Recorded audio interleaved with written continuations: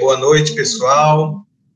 Boa noite, pessoal que está acompanhando aí no YouTube esse terceiro encontro do ciclo de conferências Luta e Linguagem, que é um ciclo de conferências aí que está sendo organizado pelo grupo de pesquisa Psipolis, né, Psicanálise Política Significante, que eu coordeno, mas esse ciclo de conferência, mais especificamente, quem tomou a frente, tanto em termos de ideia e de planejamento do ciclo, foi o Thales, né, para quem eu vou passar a palavra rapidinho. Eu só queria agradecer muito a Ana Laura, a disposição de estar aqui hoje conversando com a gente. Quero agradecer muito o Marcos Barbai, de maneira especial o Marcos Barbai, porque ele enfrentou um problema pessoal hoje aí que justificaria não comparecer, mas ele decidiu manter a participação aqui, então sou muito agradecido a ele por esse,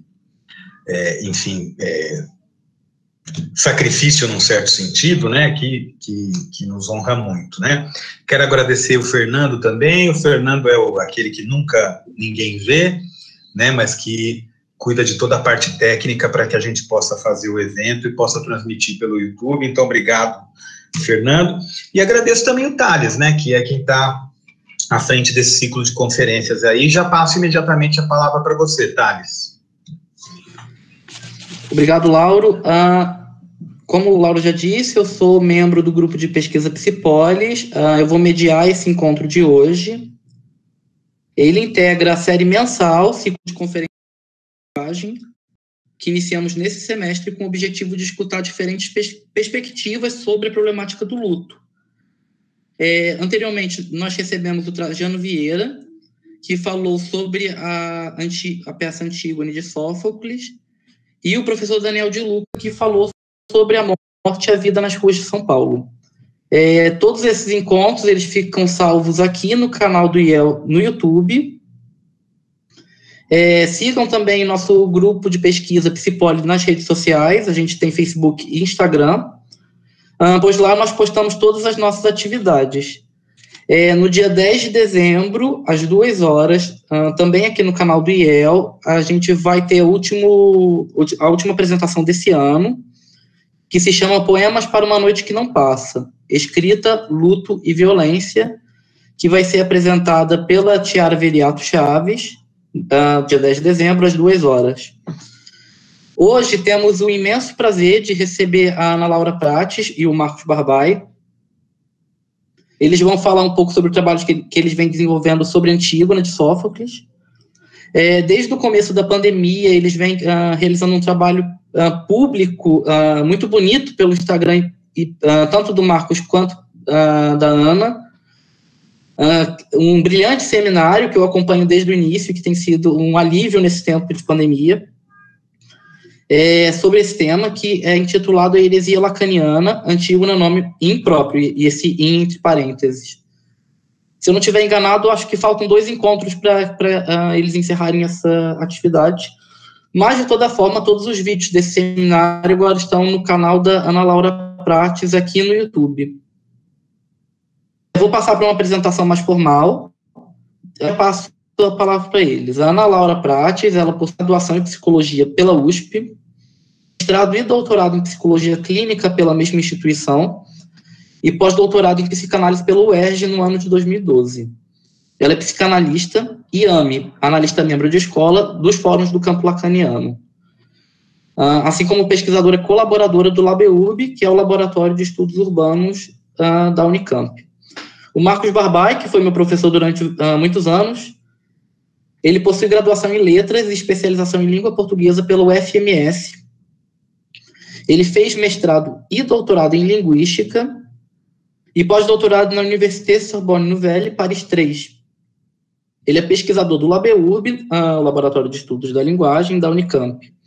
Desde 2011, ele participa das formações clínicas em psicanálise do Fórum do Campo Lacaniano em São Paulo, e atualmente ele participa do coletivo Estação Psicanálise, que é uma clínica pública aqui de Campinas, que tem uma relação muito direta com esse grupo de pesquisa, na medida em que muitos membros desse grupo também atendem nesse coletivo. Agradecemos muitíssimo o aceite de vocês. Depois das apresentações, abriremos para perguntas e comentários, tanto aqui internas do grupo, no Google Meet, quanto no próprio YouTube.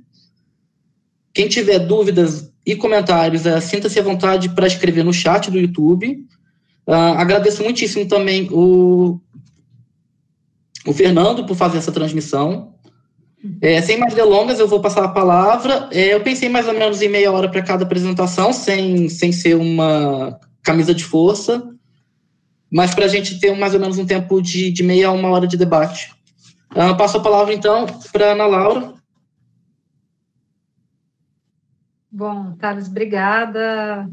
Queria primeiro agradecer demais esse convite de vocês.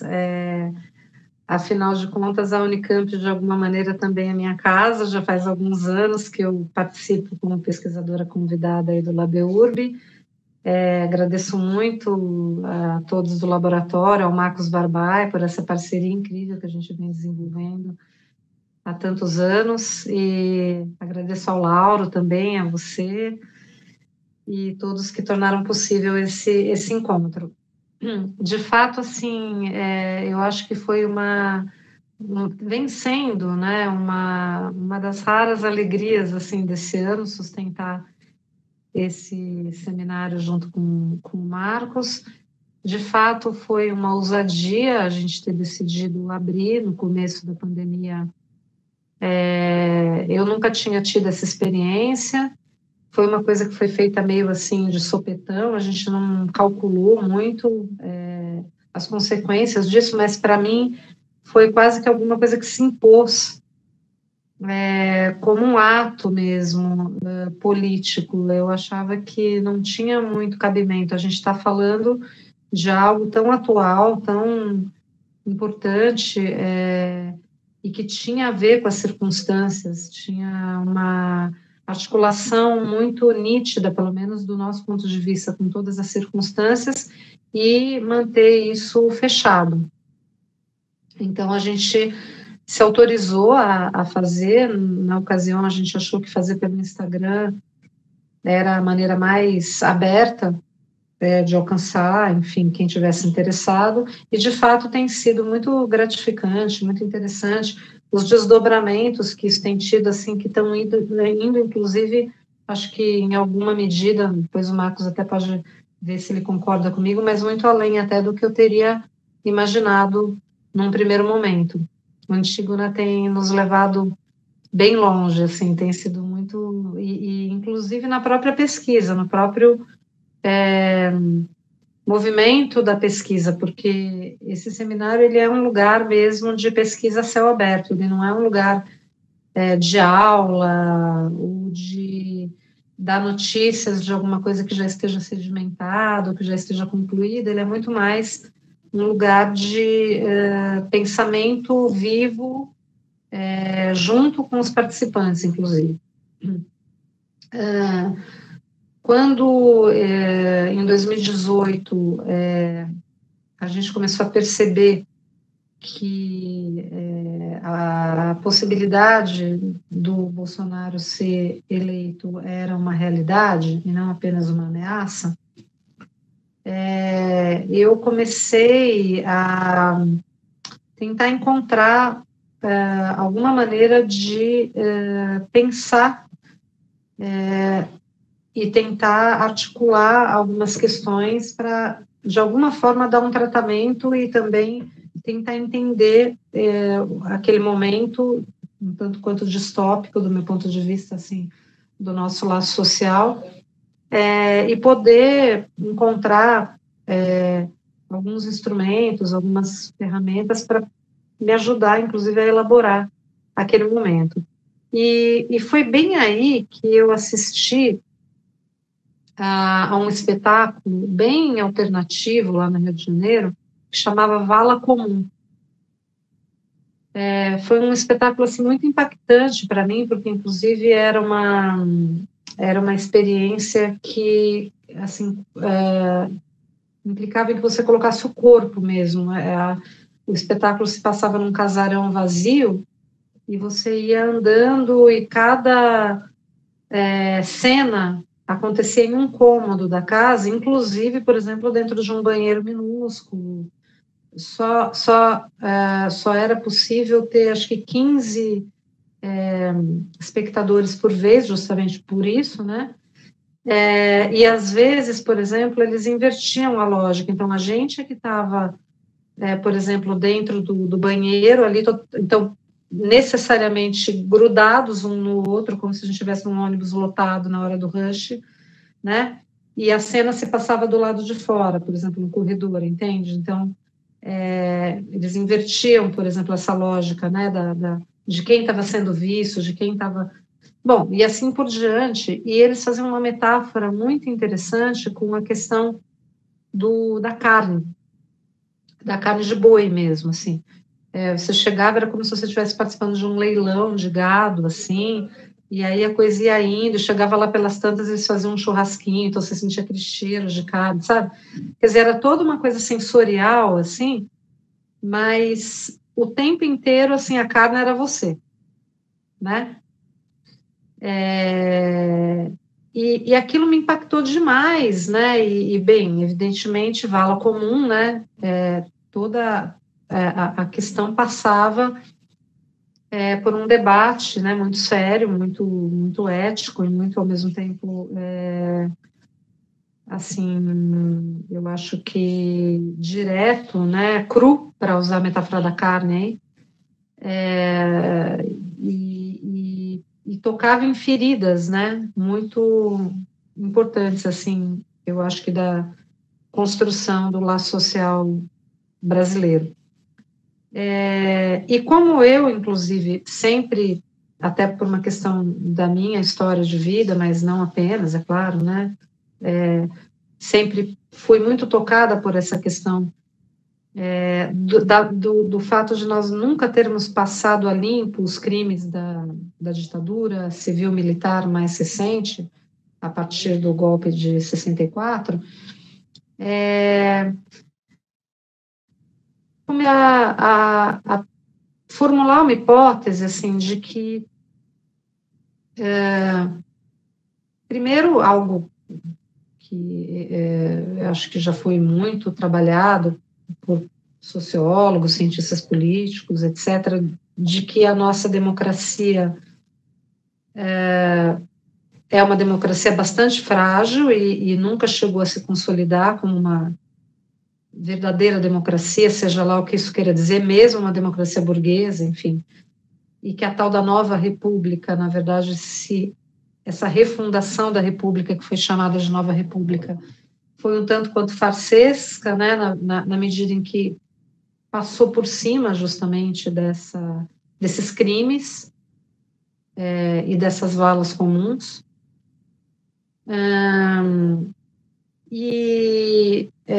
Então, em primeiro lugar, essa constatação de que a nossa democracia era uma democracia, uma pseudo-democracia, na medida em que nunca foi uma democracia para todos,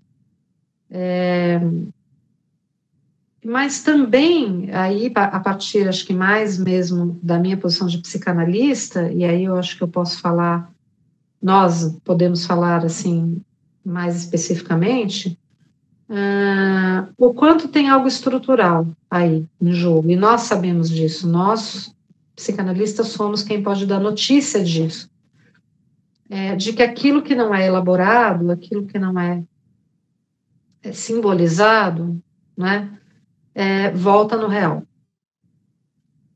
Então, para mim foi ficando muito claro que, mais cedo ou mais tarde, nós teríamos que nos haver com os nossos próprios fantasmas. Nós teríamos que nos haver com a nossa tragédia, com o que há de trágico na nossa constituição enquanto nação. E da maneira como nós fundamentamos e construímos e sustentamos o nosso laço social, baseado numa série de denegações que eu acho que agora estão vindo à tona, cada vez mais, paradoxalmente, justamente nesse momento de fechamento, de retrocesso.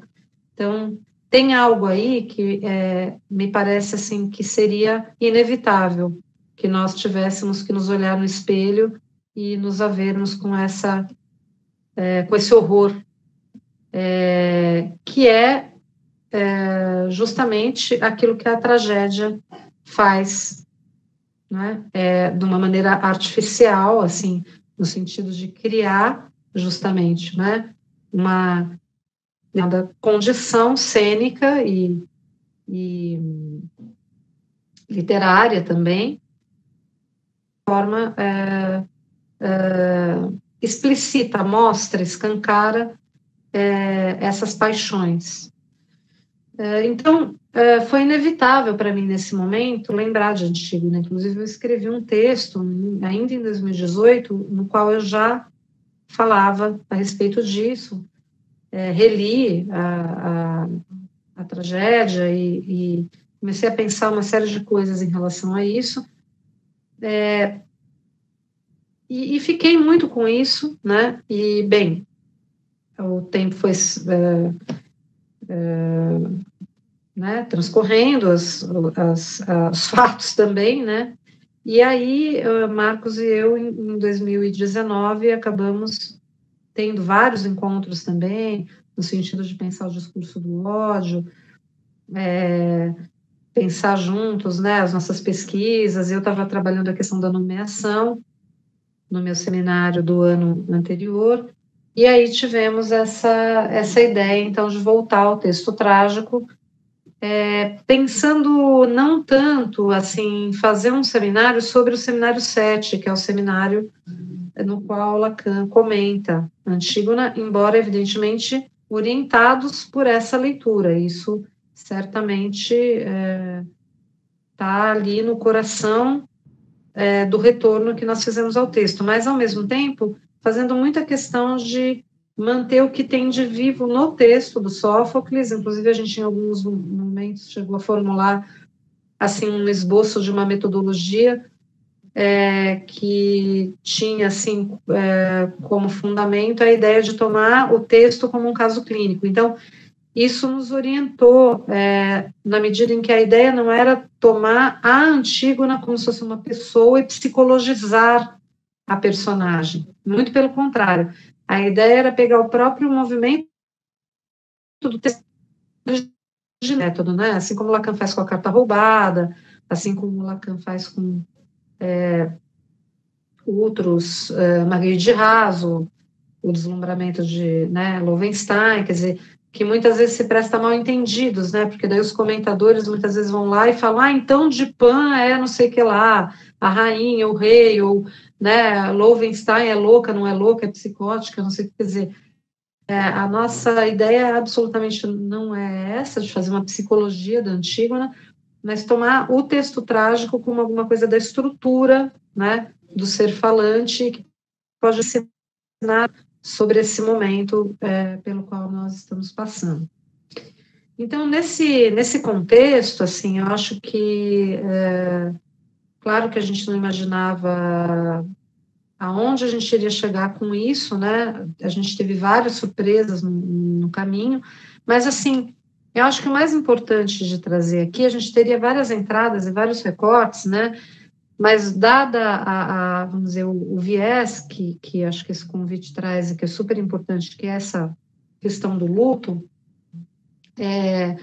eu acho que não foi por acaso que uma das primeiras canetadas que o Bolsonaro deu foi justamente de exonerar a doutora Eugênia Gonzaga, que era presidente da Comissão de Mortos e Desaparecidos, e que tinha feito um trabalho assim maravilhoso junto com toda a equipe, em relação às ossadas de Perus, esse cemitério clandestino, que inclusive a Luísa Erundina, né, que descobriu durante a prefeitura dela, tinha sido criado pelo Paulo Maluf, aonde tinham sido desovados, né, vários restos de...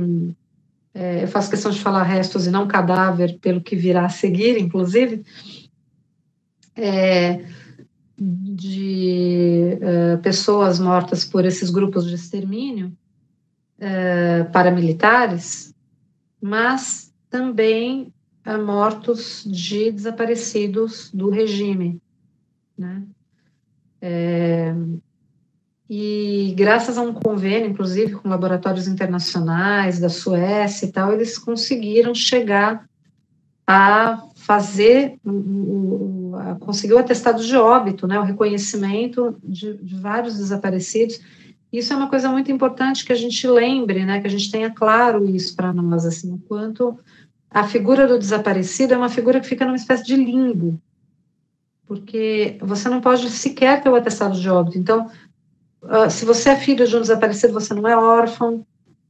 Se você é marido ou mulher do desaparecido, você não é viúvo nem viúva, você não tem direito à pensão, você não tem direito à herança, você não... Ou seja, é algo, né, que fica numa espécie de vazio, né, jurídico, assim, fora todas as consequências, evidentemente, psíquicas que tem numa situação como essa, justamente de impedimento dos rituais e de todos os processos de luto, né, que implicam justamente no corpo, né. Você não tem nem crime se você não tem corpo, né. Aliás, esse é um dos grandes problemas, justamente, para a punição dos assassinos, né, e torturadores. Porque se não tem crime, né, como é que vai ter criminoso, né? Então, é uma denegação realmente muito grave, né? E a Antígona é uma das tragédias, né, da trilogia tebana, escrita por Sófocles, né, e curiosamente ela é a primeira, né, embora ela cronologicamente seja a última, né, da trilogia, ela é a primeira escrita, né, o que também já coloca em cena a lógica do inconsciente, a lógica do a posteriori, né, quer dizer, primeiro a gente sabe do fim, depois a gente reconstrói o começo, né, é muito coerente, assim, com a temporalidade psicanalítica isso, né.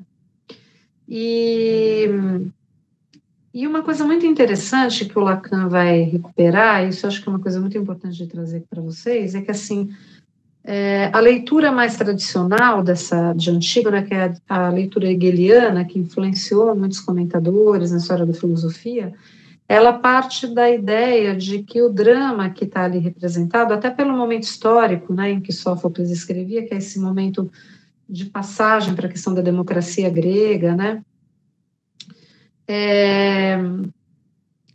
ficou muito assim localizando o conflito de Antígona num conflito entre duas leis. Então, por um lado, você teria a lei, vamos dizer assim, do sangue, né, que teria a ver com os deuses. Então, a Antígona falaria, né, eu quero fazer os rituais fúnebres, né, a Polinices, porque ele é meu irmão, né. Então, supostamente ela apelaria para esses laços sanguíneos, e isso teria, né, a ver com a questão dos deuses ali, né, dela falar em nome dessa lei, né, e Polinices, Creonte, por outro lado, representaria a lei da cidade, a lei da polis, né, as leis humanas, digamos assim, né. E esse seria um embate, né, então, que estaria em jogo, que seria algo próprio ali do momento histórico que a sociedade grega estaria passando, né. Eu não vou entrar muito nesse mérito, teria várias questões para a gente colocar em relação a isso, inclusive sobre a questão da moralidade, né. A gente tem vários autores que vão mostrando essa questão da moralidade objetiva e a moralidade subjetiva, né, um certo conflito também entre o público e o privado, né, entre uma certa aristocracia e uma democracia, né. A gente não pode esquecer que Antígona, ela é herdeira, né, do trono de Tebas, né, Creonte é seu tio e ela ia casar com o primo, futuramente se tornaria rainha de Tebas, né, então tem essa coisa assim também, um pouco aristocrática, né, e tem toda uma linha, né, de comentadores e de, enfim, pensadores e filósofos que vão por aí. Mas o Lacan, justamente, ele rompe com essa tradição, ele é extremamente crítico, né, a essa ideia, dessa leitura proposta pelo Hegel, E ele, inclusive nas minhas pesquisas, eu acabei encontrando um autor, né? A minha mãe era helenista, né? Então eu tenho muita bibliografia, assim, né? Achei, fui atrás, inclusive coisas que eu nunca tinha lido. E eu achei um livro muito interessante, né? De 1937, de um alemão chamado Albin Leski, que chama A Tragédia Grega, e que é um livro no qual eu tenho certeza que o Lacan leu, assim, porque a leitura dele é muito colada na proposta do Leski, sabe? E o Leski justamente vai falar, eu nem sei se é assim que pronuncia o sobrenome dele, que o ato, né, do Creonte de impedir ali os rituais fúnebres, né, de Polinices, não representa de maneira nenhuma a voz da polis, né? Ele vai apontando quantas vezes ao longo da peça o coro, que representa ali o povo, né, fala contra essa ideia, né? E ao mesmo tempo ele também critica, né, essa ideia de que Antígona, vamos dizer assim, estaria falando em nome da família, alguma coisa do tipo. Muito pelo contrário, né? Ele fala que esse foi um dos grandes erros do pensamento ocidental, né? E que, na verdade, a Antígona, ela está falando em nome da humanidade, né? É muito interessante isso, é uma coisa que o Lacan vai pegar, né? Só que lógico que daí o Lacan vai dar todo o tratamento psicanalítico para isso que seria humanidade, vamos dizer assim, né? E que, portanto, não tem nenhuma possibilidade de conciliação final entre essas duas morais aí, né? Que não se trata disso, não. Então o Lacan desloca o debate do campo da moral para o campo da ética, né? E aí, qual que seria, então, essa desumanização operada aí pelo Creonte, para a gente ir já um pouco mais rápido aqui, né? E é justamente essa ideia, né, que Lacan faz, esse deslocamento que ele opera do conflito entre duas leis para o conflito entre duas mortes, né? Tem várias dimensões dessa questão das duas mortes, inclusive a questão da Antígona estar emparedada, né, entre a condenação do Creonte, né, a condenação à morte ali, mas não é uma morte lenta, né, porque ela fica ali emparedada, e o suicídio dela, né. Mas eu não vou falar muito disso hoje, porque a questão tem uma outra dimensão, né, anterior a essa das duas mortes, que é a questão da morte propriamente dita, do corpo, do vivo, do ser vivo ali, né, que tanto Etéocles quanto Polinices morreram, né, não estavam mais respirando, não estavam mais vivos. No entanto, Etéocles tem direito ao sepultamento, a todas as honras fúnebres, e a Polinices é negado, né, esse direito. E aí, a questão toda que está em jogo é que, assim, o ato tirânico de Creonte, que quando ele sequestra, né, esse direito dos atos, dos rituais, ele está operando um crime, né, uma segunda morte, ele tá infringindo a Polinices uma segunda morte, né, que é uma morte simbólica.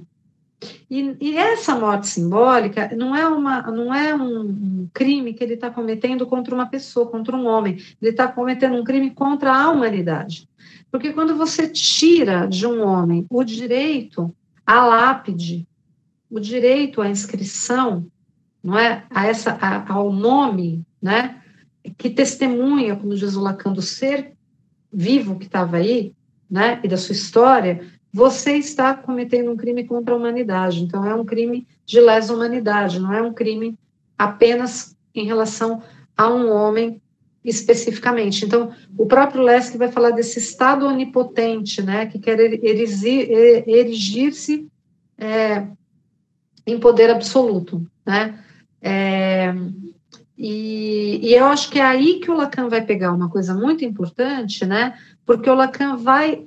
Aí acho que é o passo a mais que ele vai dar em relação ao comentário filosófico, né, do Leski, assim, que é a questão que tem a ver com o nome, né? Então, apagar o nome, o apagamento do nome é apagar aquilo que nos humaniza, já que o que nos humaniza é a linguagem, é o significante, né? Então, é como se fosse um crime contra próprio simbólico, vamos dizer assim, né? É por isso que tem alguma coisa do real que volta, né? E esse crime contra o próprio simbólico, né, é um crime que, assim, aonde que consiste? Aí o Lacan faz uma inversão interessantíssima, né? É alguma coisa que ele já fala muito ali no Seminário 7, que é um seminário ali de 62, né? Se não me engano, mas que volta, não sei antes ainda, né? 60, eu acho. 60, né? Mas ele vai formalizar isso depois lá no Seminário 7, né? No Seminário 17, 10 anos depois, né? Qual que é essa reviravolta? A reviravolta é o seguinte, ele fala assim, a gente tem um corpo que é um corpo simbólico, e esse corpo simbólico, para além daquele corpo-imagem que a gente estava acostumado, lá quem estuda Lacan, né, que o corpo é a imagem, o corpo é um objeto que se constitui através do espelho, na identificação com o outro e tal, além dessa questão do corpo imaginário, tem um corpo simbólico, e é curioso porque ele vai falar, o corpo simbólico é o cadáver, tanto que ele vai até brincar com a palavra em inglês, ele vai falar, é o corpse, que é cadáver em inglês, né? Esse corpse, por mais paradoxal que possa parecer, é o que nos humaniza. Então, assim, o cadáver é o que nos humaniza. O cadáver é uma invenção humana. Então, Lacan faz uma discriminação, né, uma separação entre carniça e cadáver. Um ser vivo morto vira carniça. Fica lá para ser comido pelos abutres e pelos cães, como Antígona diz que Creonte condenou Polinices a ficar lá, largado, para ser comido pelos urubus. Um corpo, ele se humaniza, um corpo humano, ele é elevado à dignidade do cadáver. Porque ele tem nome inscrito numa lápide, e é esse nome inscrito na lápide que não se perde. Então, o ser vivo morre, mas o sujeito permanece, né? Nós estamos aqui, por exemplo, falando de Lacan, falando de Sófocles, falando de, né? No caso de Sófocles, que viveu há 25 séculos atrás, ele está vivo, nós estamos falando dele, o nome dele, a obra dele, Joyce, né? Enfim, então, isso é a história. E isso é o que nos humaniza, isso é o que faz com que a gente tenha memória, que a gente tenha transmissão, né? Quando você aniquila isso, né, você está, então, produzindo essa desumanização, né? O Lacan fala isso de uma maneira muito bonita, eu vou só ler um trechinho que ele fala, porque ele fala assim, né, que Antígona não evoca nenhum outro direito, senão este que surge na linguagem do caráter indelével do que indelével a partir do momento em que o significante que surge a detém como uma coisa fixa através de todo o fluxo de transformações possíveis. O fato de que foi o homem que inventou a sepultura é discretamente evocado de passagem. Não se trata de acabar com quem é homem como se faz com um cão. Não se pode acabar com seus restos, esquecendo que o registro do ser, daquele que pôde ser situado por um nome, deve ser preservado pelo ato dos funerais, né? Bem, né, a gente poderia encontrar uma série, né, de equivalências aí com o momento atual aqui no Brasil. Bom, Bolsonaro chegou a falar frases assim, ipsis literis idênticas às de Creonte. Por exemplo, eu não sou coveiro, e assim por diante, né? Então, é impressionante como é alguma coisa da ordem de uma estrutura mesmo, né? Que se repete com consequências trágicas, né? Então, essa coisa de transformar os mortos em desaparecidos, que foi o que aconteceu para ficar aqui, né, na nossa ditadura civil-militar mais recente, mas também falando daqueles para quem a ditadura nunca acabou, né, porque eles continuaram sendo eliminados, torturados e jogados nas valas comuns, mesmo depois da democratização da nova república, não poderia, seria inevitável, quer dizer, não poderia ser sem consequências, né? E isso não é uma questão que depende, digamos assim, da boa vontade de alguns, né? Isso é uma questão estrutural. As consequências virão como vieram, né? E agora a gente assiste também os anônimos aí da própria Covid-19, né? Para usar a expressão aí do João Cabral de Melo Neto, sem a parte que cabe no latifúndio, né? Eu acho belíssimo também, né? Essa peça, né? Como ela também fala disso, né? Do lugar, né? Ali na hora da morte, né? Da divisão da terra, né? Quer dizer, o buraco, né? Onde se enterra alguém, ser a parte que te cabe nesse latifúndio, a terra que querias ver dividida, né? Então, até que ponto você tira o último resquício de humanidade quando você joga, né, um humano morto na vala comum, tirando dele a dignidade do cadáver, reduzindo a camisa, né? Assim, né? Eu quero parar por aqui porque vou passar, assim, acho que o Marcos também vai ter muita coisa para falar em relação a isso, né? Mas eu queria só terminar lendo um poema que eu também tenho repetido várias vezes, todas as vezes que eu vou falar de Antígona, que eu acho belíssimo, que tem tudo a ver com isso, que é um poema do Brecht, chamado Apague as Pegadas.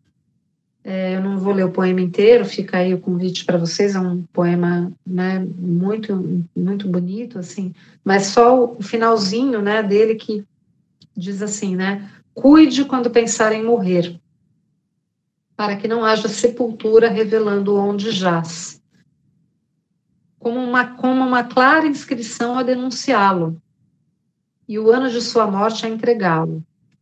Mais uma vez, apague as pegadas, né? Então, eu acho que, assim, nesse poema o Brecht revela, né, assim, pelo lado avesso, justamente que para ver um verdadeiro apagamento há que se apagar a sepultura, né? Já que a lápide, de alguma maneira, é testemunha de que ali houve uma vida com nome e história, né? E eu acho que fica para a gente, assim, né, para nós brasileiros, o desafio de sepultarmos os nossos mortos. Não fomos Antígona o suficiente. Antígona justamente é a figura da intransigência, né? A Antígona é aquela que não senta para negociar e nem para fazer grandes acordos nacionais com o Supremo e com tudo, né? E eu acho que talvez nós tenhamos transigido demais, né? Em relação a, vamos dizer assim, a aspectos diante dos quais talvez nós não pudéssemos ter transigido, né? E acho que agora nós estamos, de alguma forma, colhendo as consequências disso, e eu espero que a gente tenha aprendido a lição e que a gente consiga aprender com isso, que essa tragédia maravilhosa, né, nos ensina, não sem, evidentemente, a genialidade do Lacan, que permite que a gente vá, assim, finamente, né, ao âmago da questão que está colocada ali, né. Então era isso, gente, obrigada, desculpa ter falado muito. Laura, foi um prazer escutar você. Eu passo a palavra para o Marcos, e depois a gente abre para perguntas, comentários. Olá, e aí? Então agora deu certo, que bom.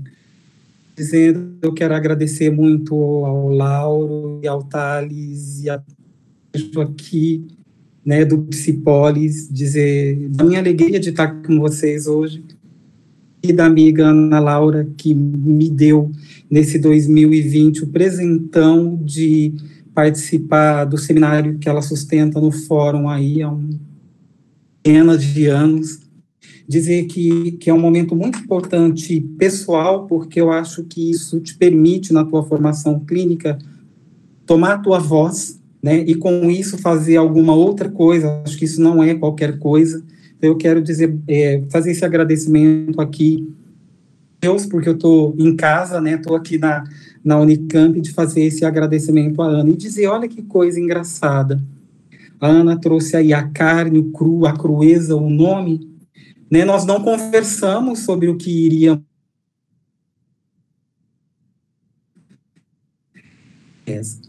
Eu tenho aprendido muito com a Ana essa questão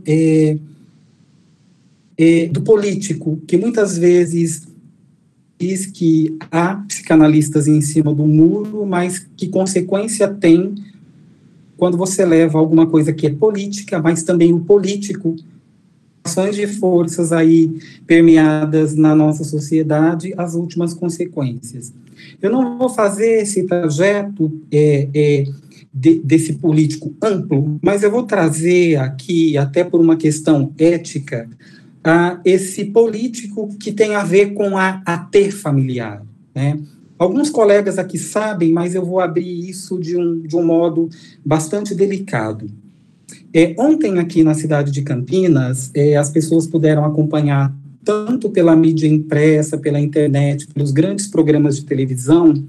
Houve um assassinato na região do Ouro Verde, numa barbearia, em que se deu um tiro num bebê de 11 meses, e gladiou com essas pessoas, 2 pessoas que chegaram lá anunciando o assalto, e tomou 4 tiros. É muito interessante porque quando esse texto, sobretudo do G1 Campinas, quando ele chegou a mim, isso é absolutamente narrado desse jeito, sem se dar o nome das pessoas. Pasmem como eu soube os nomes dessas pessoas. Porque tanto esse bebê quanto este rapaz, este pai que foram mortos, são pessoas ligadas aos meus parentescos, aos meus laços familiares. Então, vocês estão vendo que todo esse jogo, vamos assim dizer, trágico, que muitas vezes na cidade, isso pode, né, por um viés, vir também nos tocar. É por isso que eu escolhi hoje, aqui eu vou falar bastante do padecimento, do cadáver, porque hoje à tarde eu estava com os meus familiares enterrando alguém. Com alguma coisa que a gente desenvolveu bastante no seminário de Antígone, que é uma esperança lacaniana, que um bebê de 11 meses, que está internado na UTI de um hospital daqui de Campinas, que ele possa, né, lutar mesmo e sobreviver, né? Então, de trazer esse jogo aí. Eu quero dizer que muito do que a gente trabalhou seguindo tanto a belíssima, a potente leitura de Lacan de Antígone, que, veja só, é uma leitura que se coloca na história como um ato verdadeiramente singular de ler, ao lado aí de Hegel, ao lado de Hölderlin. É uma leitura que os helenistas atuais consideram, né, sobretudo uma helenista que nós gostamos muito, que é a Nicole Leroux, que coloca questões a filósofos bastante importantes e contemporâneos, como Judith Butler. Então, essa possibilidade que a gente tem de, com o Lacan, entrar em alguma coisa desse poema de Sófocles, que eu vou chamar de uma economia mesmo, né? Isso é textualmente dito no Seminário 7, que esta leitura que é feita desse texto de Sófocles nos coloca diante de uma certa catarse das paixões. No conjunto dos encontros que a gente fez aqui, eu e a Ana, a gente passou pelas paixões do ser, falando do amor, falando do ódio, falando da ignorância, e trazendo depois a questão da esperança. Mas hoje eu vou querer localizar essa Antígone e esse patos mesmo, né, esse padecimento, num conjunto de coisas que vai tocar aí o que é da ordem do inominável, né, nem vida nem morte, né, porque não é só o fato da gente poder pensar hoje o texto de Sófocles nessa outra cena do inconsciente, ou nessa lógica como esse traço primeiro, mas é que com Antígone a gente tem uma coisa importante mesmo na peça, né? O fim já está dado no começo, né? Literalmente o fim, né? Ou seja, o dilaceramento da dinastia dos Labácidas, né? Ou seja, o dilaceramento do mesmo, do idem, né? Ele é literalmente dado no começo, né?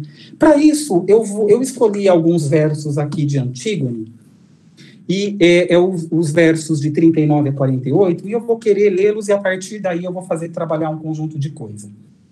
Desculpe. É um momento inicial da peça, ou inicial do poema, em que Antígone está conversando com Ismene. E ela diz assim, Antígone diz assim: pois vai buscar Creon, não é seu títere. E Ismene diz: mortificar-me não melhora as coisas. Antígone: é amargo rir de ti, se é que eu rio? Ismene: será que ainda posso ter valia? Antígone: livra tua cara, não invejo a fuga. Ismene: me sonegas tua moira? Dilacero-me.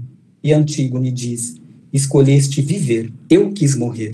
Então, isso é para mim de uma força muito grande, porque nesse encontro das irmãs, Antígone e Ismene, nós temos aí a presença de Ismene trazendo toda uma ordem da precaução, portanto, ela, na minha leitura, está acuada, ao temor aí de se desobedecer o édito de Creon, ou seja, quem sepultar o corpo de Polinice, né, será condenado, né, deverá morrer, né?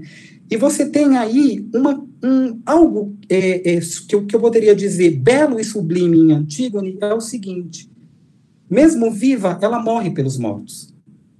E nós poderíamos até fazer uma leitura aí, né? Morre pelo bem-estar dos mortos. Mas eu acho que esse bem-estar dos mortos que eu estou trazendo aqui, eu acho que ele nos coloca uma questão que é bastante interessante. É um bem-estar dos mortos ou um estar bem dos vivos? Eu vou, de certa forma, que eu acho que ela nos coloca, claro, diante do julgamento, mas como nós estamos aqui ancorados pela psicanálise, a gente vai pensar aqui na questão ética. E tudo isso me lembrou, e eu fui tomar menção disso numa letra do Antônio Quinet, que a gente teve a alegria, né, Ana, de receber num dos nossos encontros, que é o momento em que, falando do olhar, ou falando do escópico, o Antônio Quinet vai trazer a experiência do Freud diante do velório do seu próprio pai, em que as irmãs de Freud queriam que ele comprasse aí, né, um caixão mais suntuoso, e Freud faz uma outra opção. E o Freud vai, então, fazer um sonho, né? E nesse sonho é como se alguém dissesse assim para ele: pede-se fechar os olhos. Né? E o Antônio Quinet vai deslocar para pode-se fechar um olho. E aí a gente tem um lance bastante importante para pensar, porque pede-se fechar os olhos vai se referir a esse fechar os olhos do morto. São, nos nossos rituais fúnebres brasileiros, né? Sobretudo nas cidades do interior, você fecha o olho do morto, isso tem a ver com a passagem, né? Mas, ao mesmo tempo, pode-se fechar os olhos, quer dizer, não olhar as falhas, né, daquele ali, né, que morreu. E a gente tem aí, se a gente for pensar todo esse nosso jogo político, eu trouxe uma cena de crime, né, a gente teve muito enunciado no Brasil: bandido bom é bandido morto, né? Então, a diferença que tem de você olhar isso por esse lugar do julgamento, mas quando é que você olha por essas questões que eu estou chamando aqui da ética. Veja que os comentadores vão dizer: olha, este sonho de Freud de certa forma, tem todo um funcionamento da desculpa e etc. Tal, ou seja, você fecha o olho pela tua escolha. Antígona é literalmente aquela que vai obrigar a gente a abrir os olhos e a ver. Né? Tanto que a gente está falando de um poema, a gente está falando de uma peça teatral, literalmente aí cidade, na polis, e que, portanto, nos coloca na posição de espectador. Então, Antígona é aquela que literalmente nos coloca a ver, nos coloca a abrir os olhos para o seu ato. Mas qual é o ato de Antígona? É o ato, literalmente, de cavar a terra com as próprias mãos para poder sepultar o corpo do irmão. A Nicole Roux vai trazer, na etimologia de polinices, polineicos, que é aquele que causa a discórdia. E veja que é aquele que causa a discórdia na cidade, familiar, mas na cidade. Então, Antígona é aquela que vai ter a audácia de real e, portanto, vai ser agregadora da comunidade, o que não é qualquer coisa, se a gente for pensar na antiguidade grega, se a gente for pensar aí, né, sobretudo as mulheres na antiguidade grega. Aí os grandes leitores vão dizer que Antígone é aquela que vai dizer uma coisa para a gente, né? Do Hades não se pode escapar. Do mundo subterrâneo não se pode escapar. Então, e de certa forma nos colocar também que não tem um artifício humano que é capaz de contornar a morte, né? Isso é inútil. Portanto, Antígone é aquela que literalmente tocar, né, diante da morte, mas com um ato importante, que é um momento da peça que é belíssimo, em que ela diz assim para Ismene: ajude a minha mão a levantar os mortos. Então, eu quero trazer Antígona como esse momento aí de levantar os mortos, mas, sobretudo, de dizer que, se na ciência a gente faz levantamento bibliográfico, eu aprendi com a Ana, nesse seminário, a fazer literalmente um levantamento das nossas memórias do Brasil e poder fazer alguma coisa com isso. Então, veja só, eu acho que muito mais do que um pedido ou uma demanda do sepultamento que se faz nesse encontro das irmãs, o que a gente tem ali é todo um jogo dessa passagem de um vivo para o mundo dos mortos. O ato de Creon, estabelecendo um édito que proíbe o sepultamento de Polinices, isso vai interferir na regulamentação da cidade. Nós temos aí um conjunto dessa realidade da Covid, foram impedidas de sepultar por conta desses regulamentos sanitários que a gente tem aqui na cidade, né? E o medo que causa a gente hoje estar junto daqueles que morreram, porque é importante mesmo a nossa presença de ajudar a fazer essa passagem. Então, de chamar esse ato de Antígone, dessa passagem mesmo, de um vivo para o morto, como isso é um momento importante, porque isso vem, de certa forma, fazer o tratamento do nosso mal-estar. Gregos, essa passagem do vivo para os mortos, ela é de um outro lugar, isso é da ordem do civilizar. O que é da ordem do civilizar? Porque você levantar o corpo do morto é, de certa forma, você ter a mediação humana que faz essa passagem entre a besta e Deus, né? Deus com o D minúsculo aí. Nós temos aí, como esse grande lugar de padecimento que a peça nos coloca de patos, de uma suprema vingança. Vocês vão dizer, Marcos, suprema vingança? Sim. Uma coisa é eu castigar alguém. Uma coisa é eu gozar com o castigo do outro. Mas uma coisa é você castigar o cadáver de alguém. Diminuindo, ou seja, diminuindo, é tão abjeto, porque nem cadáver é. Você transforma isso em carniça. Podre. Portanto, a gente tem aí, né, nesse édito da cidade, aí do que mais ultrajante existe. Anti-brutal. Quer dizer, um corpo humano como carniça, como um abjeto, em estado de putrefação. Né? Veja lá, é isso que se pede que a cidade, que a polis seja contra. Mas a polis, de certa forma, ela vai reconhecer, não, olha, o Creon tem razão naquilo que ele está dizendo. O que vai dar todo aí um jogo de força. Só que veja o seguinte, quando você que um corpo adentre numa vala e que, portanto, tem uma lápide, portanto, a possibilidade de inscrição de nome ou qualquer outro gesto que marque que tem alguém ali, que vocês vejam, às vezes a gente circula pelas estradas do Brasil e a gente vê algumas cruzes, né, na estrada, marcando que alguma coisa aconteceu ali. Que, literalmente, nós não sabemos o nome de quem está ali. Um traço. Isso, né, essa imagem que eu estou dizendo, a mais ultrajante que existe, como isso é comunidade. Isso que faz laço entre nós. Por quê? Porque qualquer corpo na cidade, ou qualquer corpo civis, portanto, do cidadão, ele é um tesouro. Né? Você não joga um corpo numa vala comum, como a Ana trouxe, mas você, de certa forma, deposita o corpo no abrigo da terra. Né? E sobre esse corpo se coloca a lápide, se coloca o nome. Então, veja só, diante desse horror físico, ultrajante, indecente, é que Antígone se revolta. O de um conhecido e amado não pode ser tratado desse jeito. Nós temos aqui, e a Ana bem lembrou, diante dessa nossa realidade da ditadura, pessoas que não puderam enterrar os seus. Um brasileiro, mas uma pessoa no mundo não pode ser tratada desse jeito.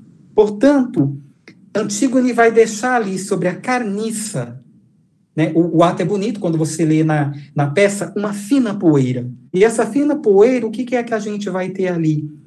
As marcas das pegadas humanas, humanizando aquela carniça e, portanto, dando a ela um estatuto de cadáver. Ana, obrigado por você ter trazido o poema do Brecht, porque você vê, você trouxe um avesso, né? Mas não é sem o avesso que eu estou falando aqui dessas pegadas humanas. Portanto, Antígone é, para mim, aquela que nos encurrala, né? E que nos faz aí uma demanda, né? Mas é uma grande questão. Podes amar os mortos? E daí eu vou ao verso 555, né? Eu vou voltar ali, que é quando...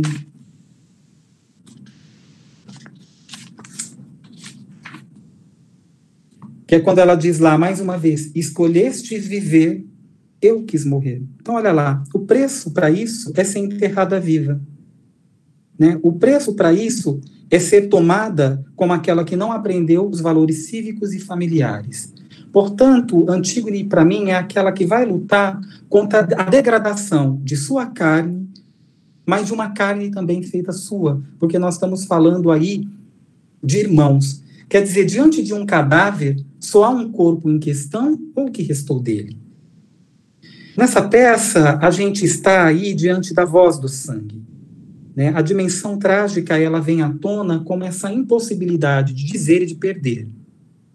Veja que é interessante que no campo psicanalítico a gente vai ter com o Édipo tudo aquilo que não só faz irromper a imagem, mas não só aquilo que prende a imagem, vai mais, de certa forma, faz surgir a palavra humana em alguma coisa que é da ordem aí da sexualidade, a gente vai ter Antígone como aquela que corta.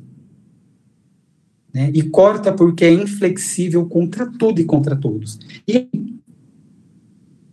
já vai nos colocar diante dos limites do humano.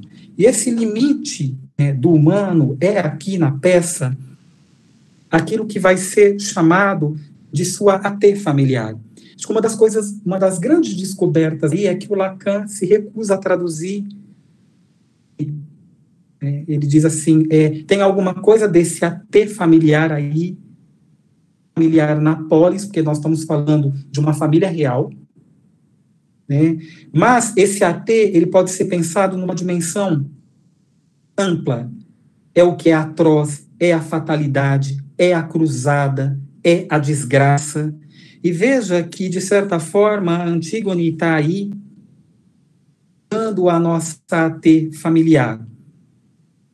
que a gente, nas nossas AT familiares, vamos assim dizer, como é que a gente vai lidar com essa dimensão, que é essa dimensão da morte e, portanto, a dimensão do luto.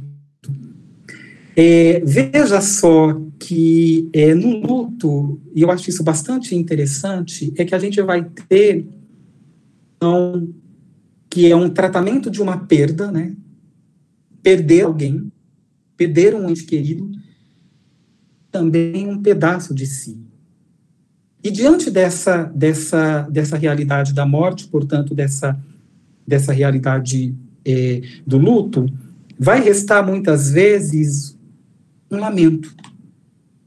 Mas uma coisa é você, vamos assim dizer, diante do corpo, mas como é que se lamenta diante de um nada?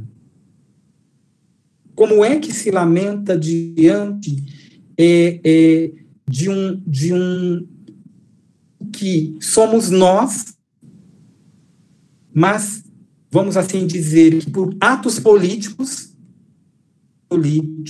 você degrada e rebaixa. Eu penso que Antígone, ela traz uma coisa bastante interessante no movimento da peça, é que não só as mortes na peça, elas vão literalmente se desvelando para a gente. Trazer bastante essa palavra desvelar, né, que tem na nossa etimologia a questão de velório, que tem na nossa etimologia a questão de vela. Uma das grandes leituras sobre a questão do luto, eu falava com o Lauro disso na semana passada, é um livro do Jean Aluche que se chama A Erótica do Luto. Eu acho que foi lendo esse livro do Aluche que eu aprendi um pouco sobre a questão do erotismo, porque se você for pensar a realidade do luto, olha aí como a gente é investido de energia, né? Literalmente o investimento de energia que é preciso se fazer para, vamos assim dizer, fazer o tratamento dessa perda que é também um pedaço de si. E é sabido, está lá no livro, nas 2 edições que tem, esse livro, depois de ter perdido a filha num acidente. Ele estava na China, e aí faz uma leitura que eu considero bastante potente. É um livro escrito em francês, mas que tem, logo na abertura, uma frase em espanhol que é belíssima, que diz assim, que te sirva de vela. Né? E veja que essa expressão que sirva de vela, não vou tomar vocês, nós que estamos aqui, como estúpidos, mas muito no sentido de que isso, né, que te sirva de vela, mas que sirva de uma vela de um barco, eu gosto de ver assim, que te leva à frente. É por isso que eu quero hoje terminar, aqui, né, já estou literalmente no fim, com uma frase de Antígone que eu acho que eu trouxe em 3 momentos do seminário com a Ana, tamanho ela me tocou, e que diz o seguinte, que é aquilo que ela fala para Ismene: auxilia esta mão a erguer o morto. Então, eu quero terminar fazendo ecoar isso, que muito mais do que desvelar, velório, etc., tal, mas auxilia esta mão, né, a erguer, a levantar o morto, e, portanto, daí outros estatutos, mas, sobretudo, o grande estatuto, que é o estatuto do nome. Então, eu fico por aqui, né, e aí eu passo a palavra para o Thales.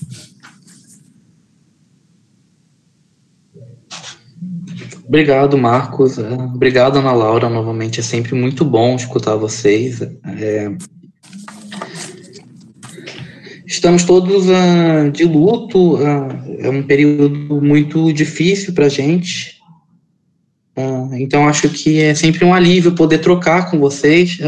Então, eu fico muito agradecido pela gentileza de vocês estarem aqui mesmo nessa troca.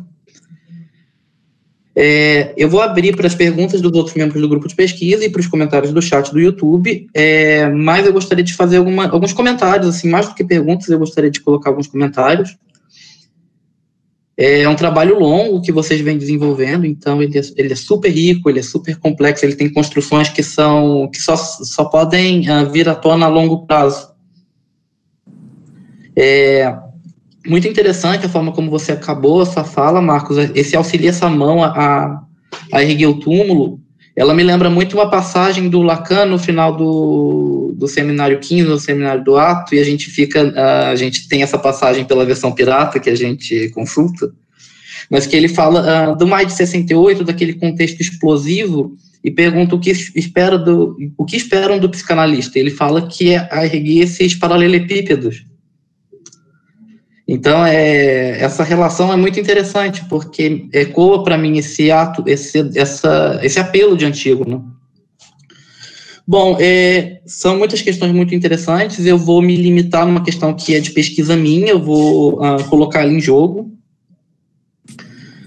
O Aluche, que é um autor que você citou, ele fundamentou muito da nossa leitura do Psipolis sobre o luto. Como o Lauro disse uma vez, não é que a gente compre a versão do Aluche, ele tem acreditamos que ele tem contradições, que ele exagera algumas críticas, inclusive ao Freud. Por exemplo, na questão da ditadura, eu tenho uma resistência muito grande à posição dele. Acho que quando ele fala do caso da Helena Besserman, é terrível esse livro, é um livro contra a existência de uma ética da psicanálise.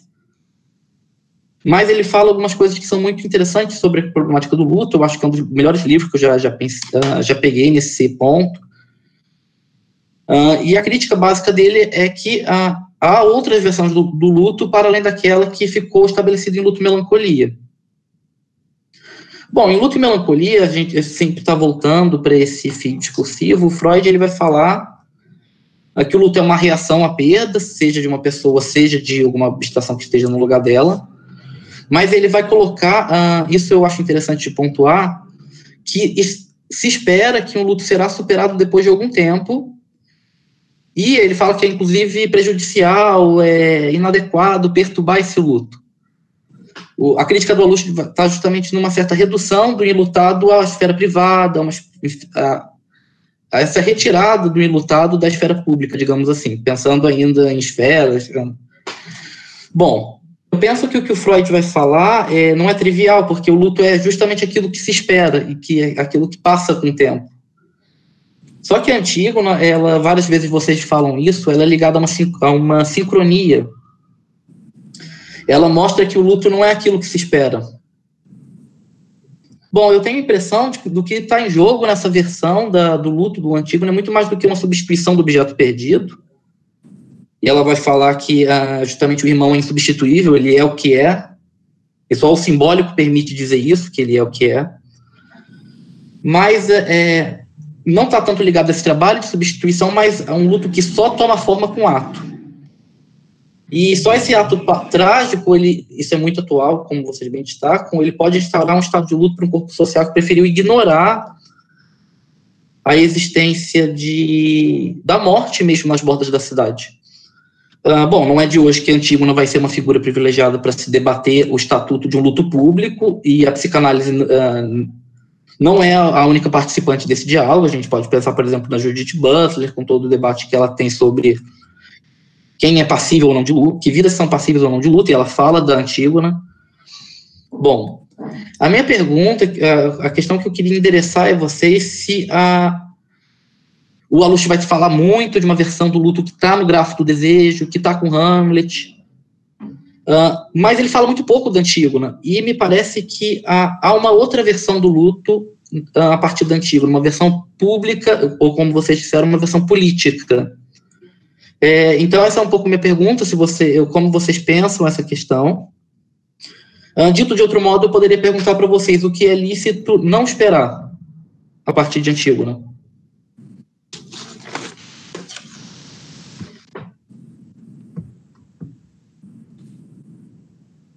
Aí de cara, assim, parece que veio a voz da Ana aqui no meu ouvido. Desculpa, viu, Ana?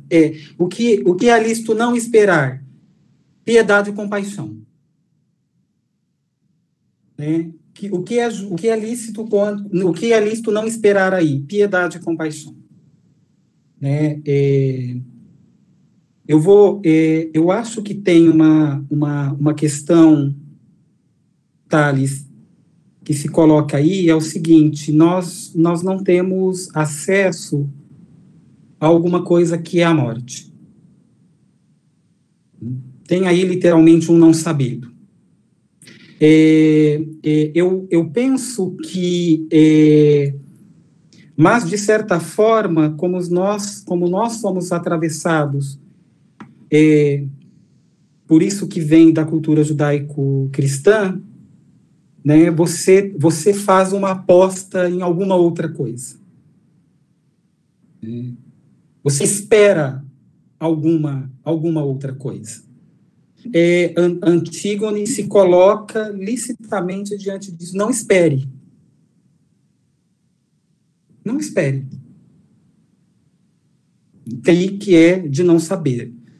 Mas o que eu acho que eu poderia te dizer, e assim, eu trouxe essa frase, eu estou absolutamente de acordo com você, com a que você traz do Alush, mas o que me... É uma coisa engraçada, isso eu estou pensando muito agora enquanto linguista.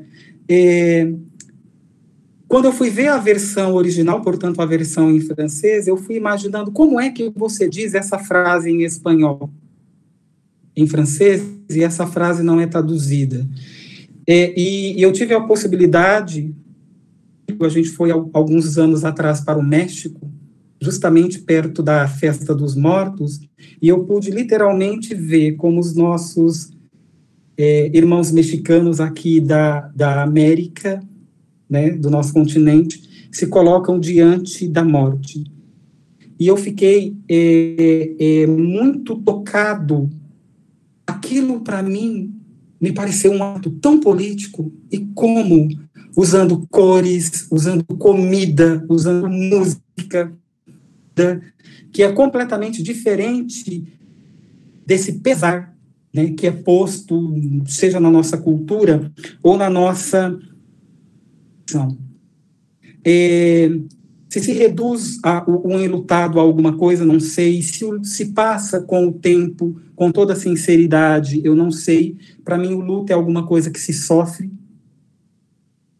né? Portanto, para mim está numa outra dimensão. Mas o que eu queria dizer é que é o seguinte, né? Antígone me ajuda a mais do que pensar nessa visão política do luto, mas a pensar nisso que é muito mais que um luto, mas como é que a gente lida diante disso que muitas vezes a gente está ali, né? Diante, não é nem o inesperado, mas é diante do que não tem voz, diante do que a nossa presença não causa mais. Para mim, Antígone é isso, nos coloca diante disso, não em qualquer lugar, na cidade. A morte, ela precisa ser anunciada na cidade, ela precisa circular na cidade. Então, Antígone traz para mim essa dimensão. Bom, então, Thales, eu agradeço aí as suas questões, que eu acho que são muito precisas, né? Assim, acho que muito afinadas com o debate que a gente vem fazendo. E eu estava pensando aqui como é que eu poderia contribuir, né? Primeiro eu queria falar o nome, né, da companhia e do diretor da peça que eu citei no começo, que acho que eu esqueci de falar, faço questão de falar. É o Ivan Sugahara, do Impulso Coletivo, né? Falei o nome da peça, mas não falei o nome do diretor. E eu achei interessante você tocar nessa questão do luto, né? Porque essa foi realmente um outro aspecto do luto, da esperança, desculpa. Porque esse foi um outro aspecto, né, da nossa pesquisa que a gente acabou chegando, assim, e acho que foi a maior surpresa, na verdade, até agora, né, Marcos, a gente ter chegado na questão da esperança através da Antígone, que eu acho que tem tudo a ver com essa dimensão pública que você está colocando, a dimensão pública, que evidentemente remete à questão da dimensão política, né.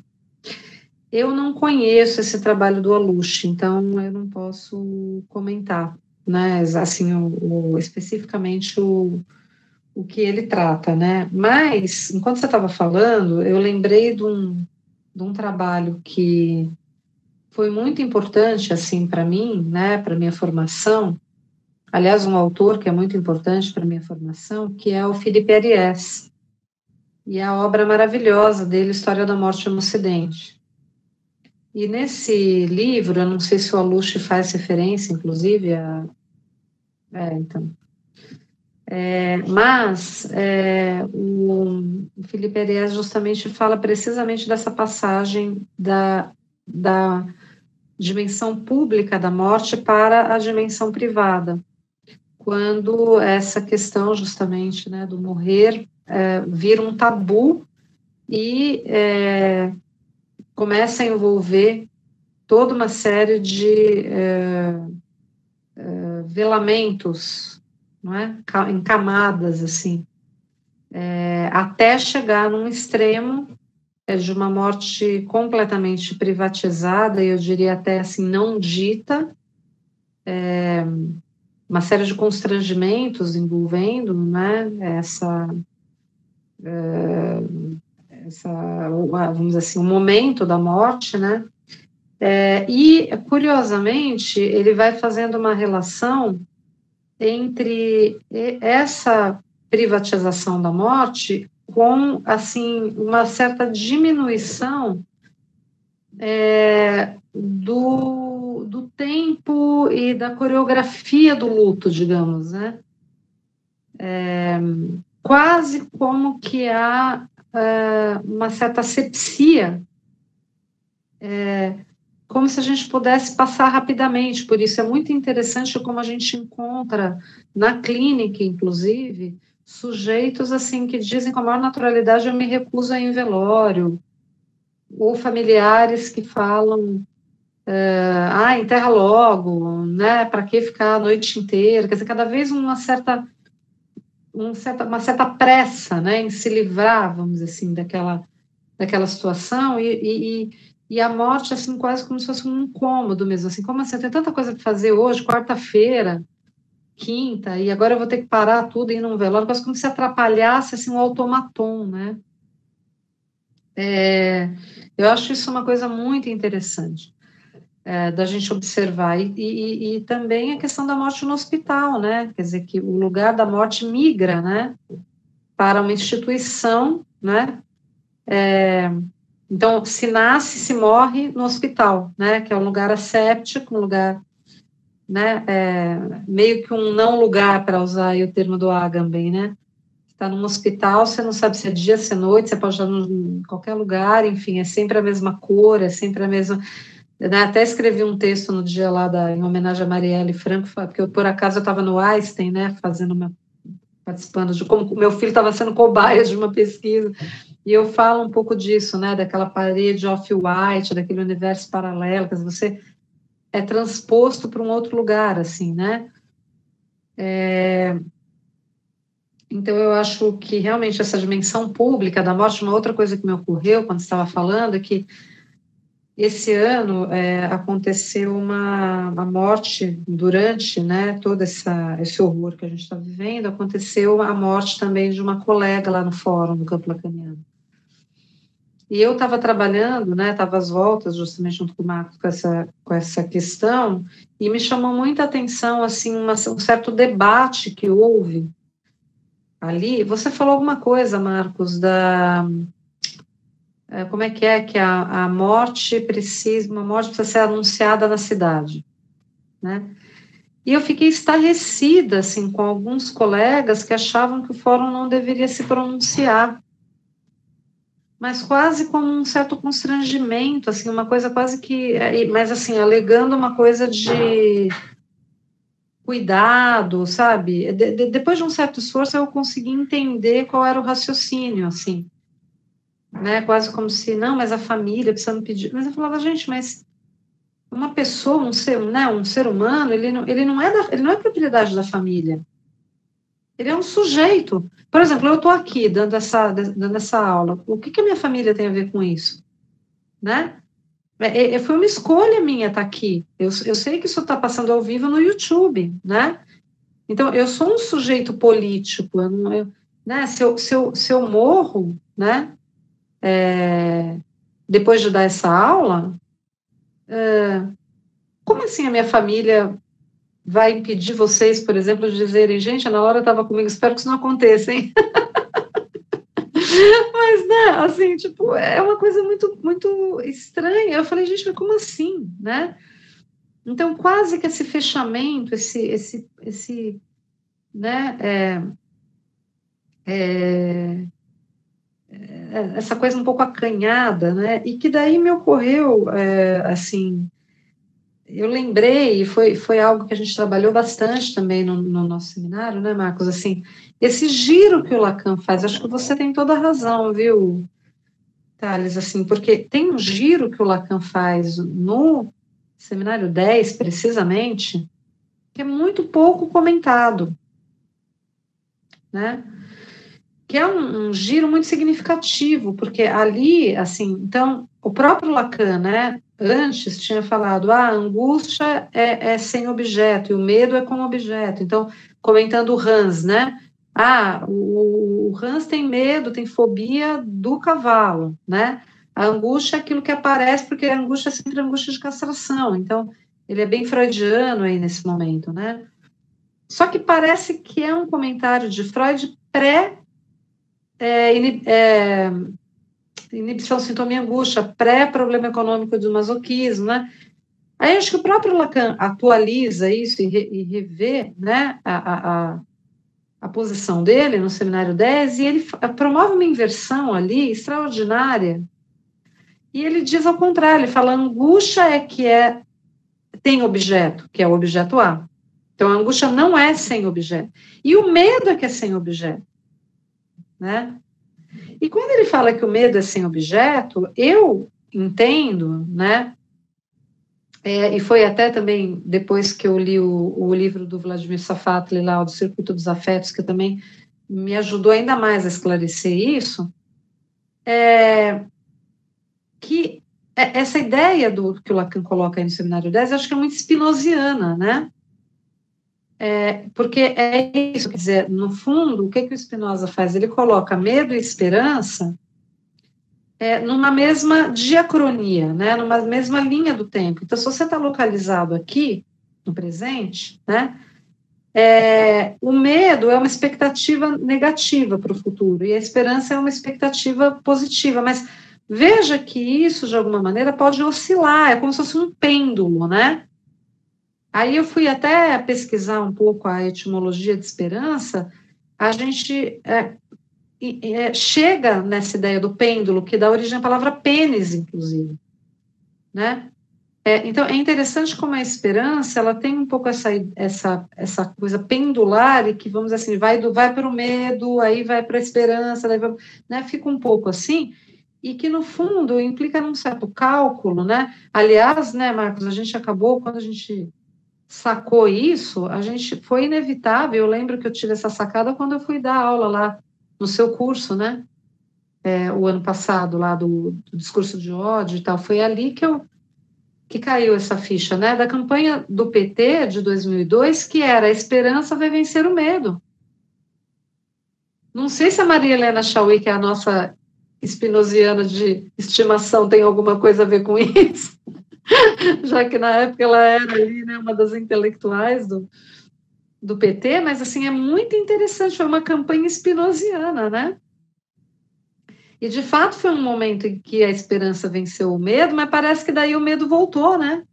Pensando nesse movimento pendular, né?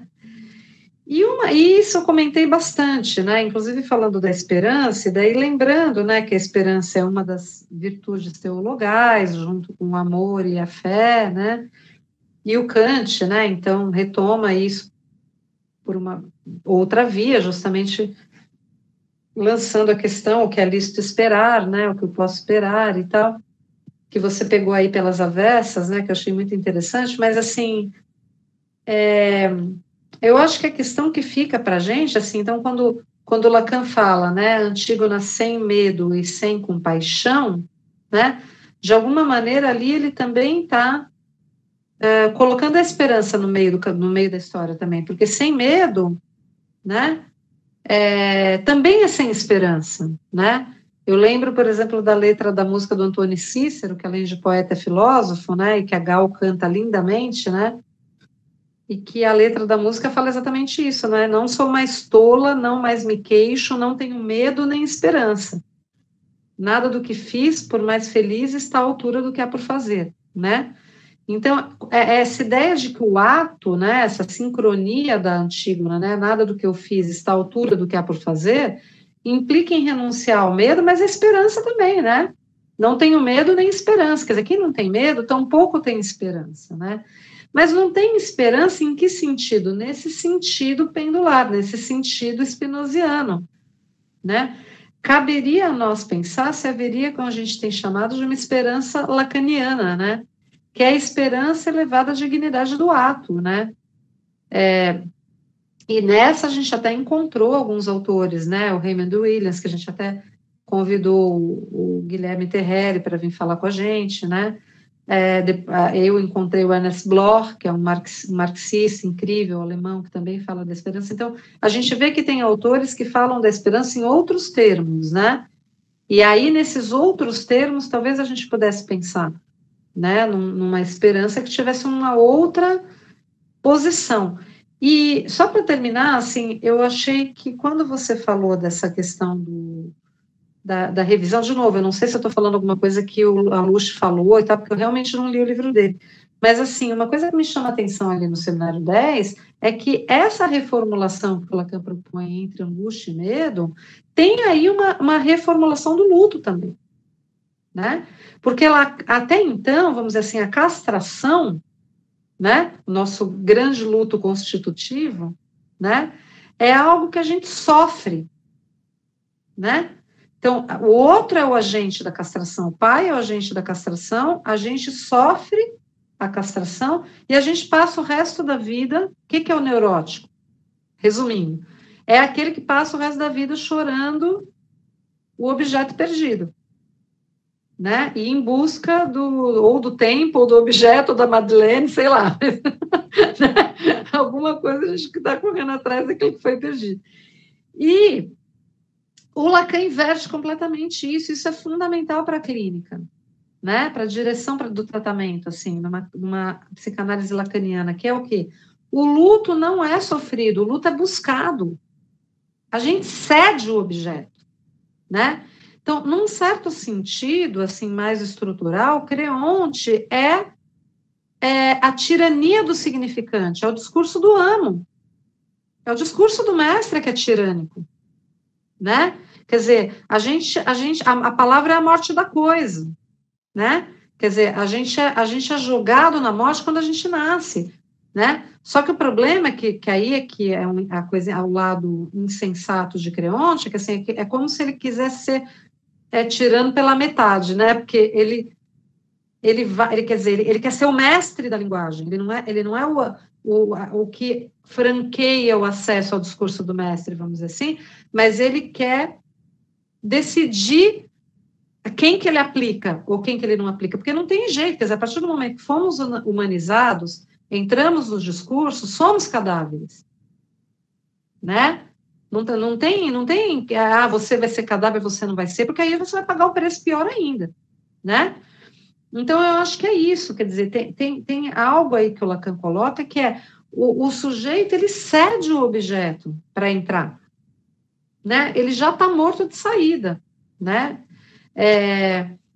E nesse sentido, toda a vida, toda a existência não deixa de ser, nesse ponto, Lacan é um pouco heideggeriano também, né? Não deixa de ser um suicídio, quer dizer, você nasceu morto e você vai se suicidando ao longo da vida, porque você vai, cada escolha que você faz na vida, você está escolhendo o jeito que você vai morrer, né?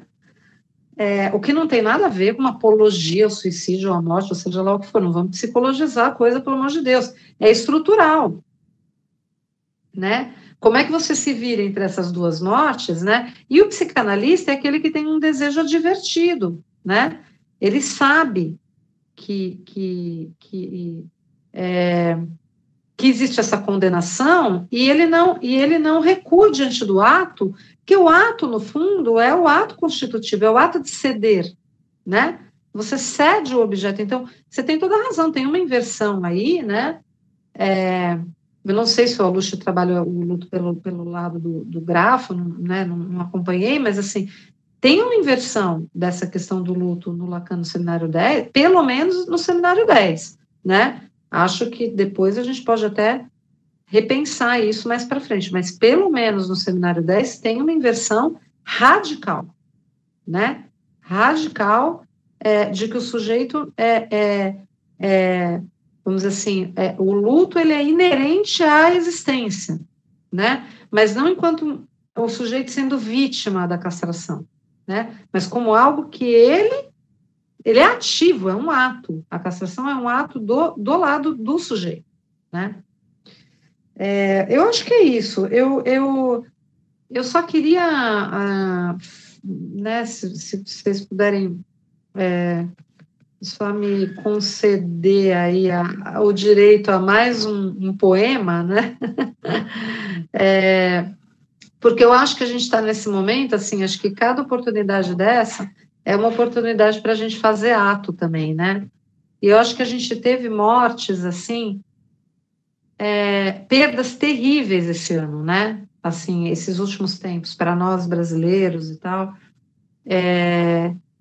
E o quanto, assim, essa lógica do Bolsonaro de ir várias vezes produzindo segundas mortes, né? Na medida em que ele se recusa, né, a dar a palavra de estadista, né? E de falar e de fazer homenagem, né, às figuras públicas que representam o Brasil e tal. E, bom, teve vários, teve Aldir Blanc, teve, enfim, né, não vamos nem começar a citar aqui. Mas eu achei muito bonito, assim, eu vou falar especificamente da morte do João Gilberto, porque eu achei, assim, um assinte, uma violência ao Brasil, né, o que esse cara fez de ignorar a morte, né, do João Gilberto. E qual não foi a minha surpresa, né, quando, eu não sei se vocês já ouviram o mais recente álbum do Arnaldo Antunes, e ele faz ele faz, né, então é isso, acho que ele foi Antígona, né, então acho que cada vez que alguém é Antígona, acho que a gente tem que daqui a pouco, acho que fazer, então, a Débora Diniz também, né, naquela coisa linda que ela está fazendo, os relicários, né, os inomináveis, quer dizer, tem várias iniciativas que acho que estão sendo Antígonas, já falei da Eugênia, que para mim é Antígona Mora, assim, do Brasil,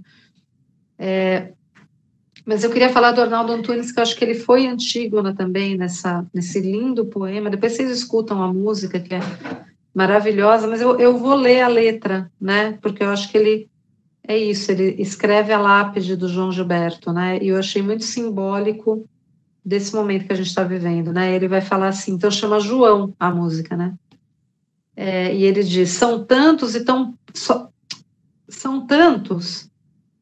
poucos têm noção de como se inaugura uma nação. Não é bem com monumentos ou com balas de canhão, é quando uma brisa bate na respiração e entra no juízo de um João, que dedica todo empenho e amor ao seu engenho, para arejar os cantos da canção e dar sentido à nossa sensação. Milhares de partículas no ar reviravoltam numa vibração para nos dar sua bênção, para nos tirar do chão. Como se a rotação da Terra fosse, então, essa voz e esse violão. Quando uma só pessoa, no silêncio, aperfeiçoa, toda multidão escuta o coração e se torna civilização. Então é isso, né? O que faz uma nação é isso, né? Laura, obrigado. É até difícil falar, articular alguma coisa depois dessa intervenção, desse ato. A gente tem uns 15 minutos, eu acho que se alguém tiver alguma questão, acho que a gente poderia condensar as questões, né? E e deixar para eles responderem o que eles quiserem, o que for mais urgente, talvez. O que você pensa? Posso fazer uma questão, Thales? É bem rápida. Primeiro, queria agradecer, as falas foram lindas, né, e, de fato, assim, eu estava com muita dúvida se comentava alguma coisa depois dessa fala da Ana Laura, porque fica num anticlímax agora, né, assim, depois disso que ela leu, né. Mas eu vou fazer isso porque, digamos assim, me senti provocado pelo que eles falaram e tal. Eu queria que, assim, se vocês puderem comentar uma coisa, que essa é uma das coisas que eu acho que o Alushi, digamos, tem um pouco de razão quando ele está falando do Freud, e que é um sentimento que está muito generalizado hoje, né, com essas mortes por conta da pandemia, que ele vai dizer assim, olha, se tem alguma coisa que o luto nos mostra, é que o enlutado, aquele que está de luto, ele vive a perda do objeto como objeto insubstituível, não como um objeto substituível, ele vive a perda como se ele tivesse perdido algo que não pode ser substituído. E é interessante de ver que um pouco depois do Luto e Melancolia, nas cartas do Freud, em que ele comenta a perda do neto, ele fala isso. Ele fala exatamente isso. Ele fala assim, não tem como. É como se eu tivesse perdido todos os meus filhos e todos os meus netos com a morte desse neto. Ele até comenta que um netinho veio passar as férias com ele. Ele diz, isso não me traz nenhum consolo, né? Como se tivesse alguma coisa aí de algo que é insubstituível. O que, num certo sentido, vai na direção da Antígona, né? Da insubstituibilidade do irmão dela, alguma coisa assim, né? Então, se vocês puderem comentar um pouco isso, e a outra coisa não é uma pergunta, é um comentário de uma coisa que a Ana me fez pensar, e que eu não tinha pensado, nem tinha passado pela minha cabeça isso, veio te ouvindo, Ana, que foi... Te ouvindo, surpreendentemente, eu ficava pensando no Kafka, a partir das coisas que você falava. Porque a última fase do processo é quando ele toma uma facada, né? Ele diz como um cão. Ele diz como um cão. Né? Essa é a frase que ele diz. E, durante todo o livro, ele se proclama inocente, mas ele não sabe de quê. E é interessante pensar Antígona, porque a Antígona meio que sabe que ela vai ser culpada. A questão é escolher culpada de quê, né? Assim, serei culpada de desobedecer a lei A, a lei B, qual é não sei o quê, mas serei culpada, né? E o Kafka, eu estou falando meio livremente, assim, porque vários elementos me apareceram. No processo não aparece família, a gente não sabe que fim leva o corpo dele, nessa dimensão do luto não aparece...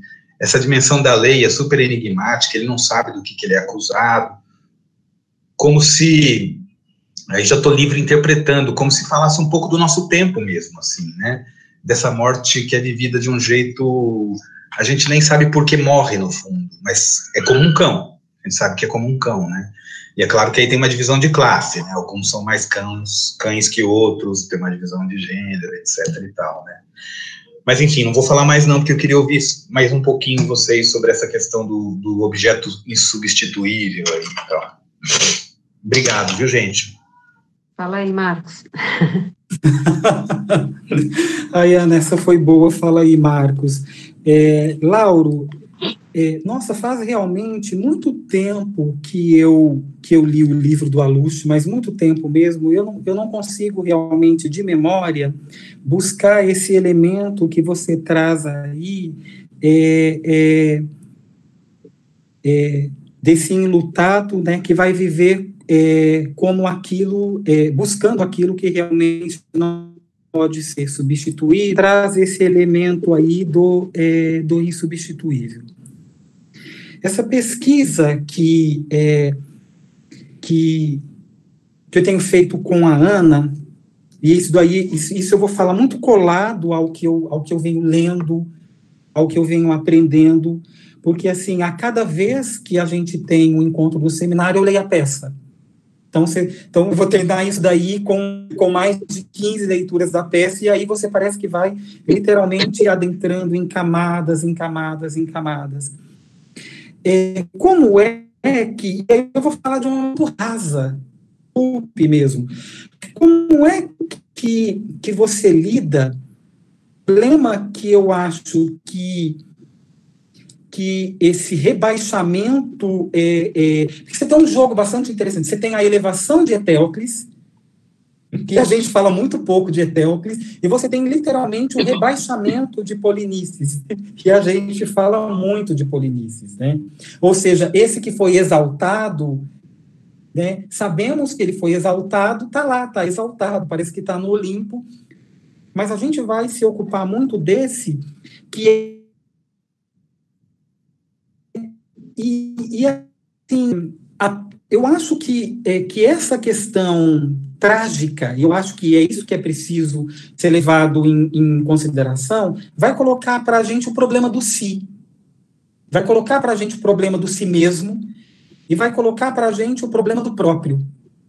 Eu tenho trabalhado ultimamente com essa questão de que, por exemplo, na tragédia, e sobretudo em alguns momentos, a Ana tem muita razão de trazer para a gente essa presença do Creon e de trazer essas mortes da nossa nação. Eu escrevi um texto sobre isso, que vai sair publicado num livro na Federal de Santa Catarina, porque, por exemplo, vou a isso e volto.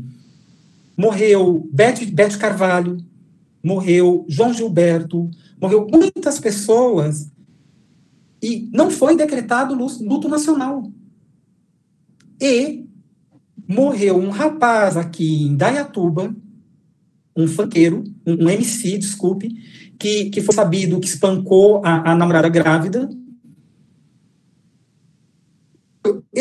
por este lugar da presidência da República, dos quais a letra diz assim, por exemplo, que as feministas são peludas, que as feministas são cadelas, e olha o imbróglio que a gente está aí, né? Olha o que é que a gente está tendo que se haver nesse grande lugar de visibilidade da nação, o que é que a gente está sendo posto aí. Então, isso, para mim, coloca o problema do próprio, coloca o problema do alto.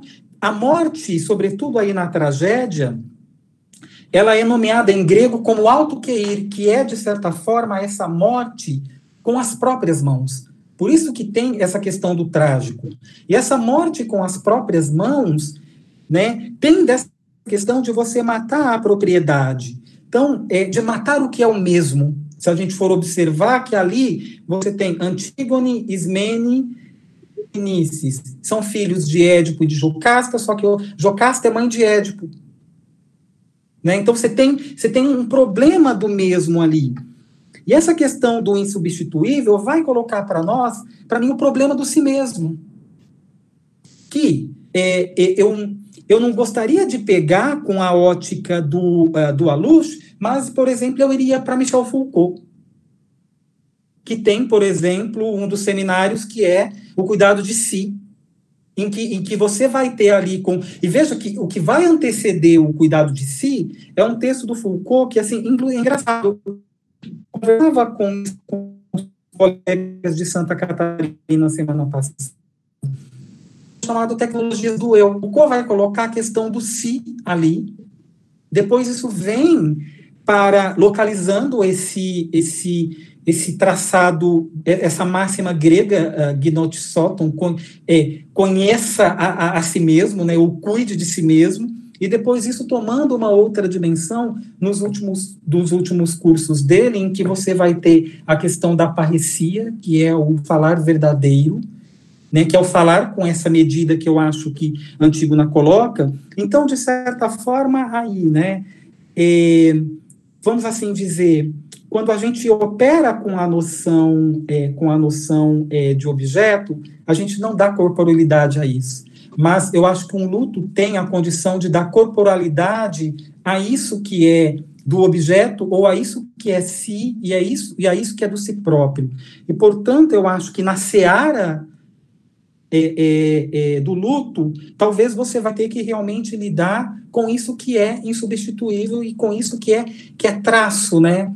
Que é uma coisa, é traço que vem pelo cheiro, é traço que vem pela voz, é traço que vem pelo barulho e um conjunto de coisas que ficam aí, né? Ai, Laura, obrigado por você trazer o Kafka, porque se em Metamorfose a gente tem a transformação do humano no mais abjeto que é um inseto que você pode esmagar e pisar, no processo a gente vai ter essa questão de como um cão. Eu acho assim, eu sempre vivo, eu disse isso para Ana, que eu sempre vivo a seguinte dimensão, a dimensão do docente. Um curso tem 15 aulas, quando eu chego na 10ª eu fico desesperado porque eu não tenho mais o que dizer. E é a primeira vez que no meu próprio fim, nós estamos chegando no fim, né, Ana? E a gente vai colocar um a mais, achando que a gente pode dar conta desse a mais, que eu acho que a Antígona traz, e eu acho que a gente não dá conta desse a mais.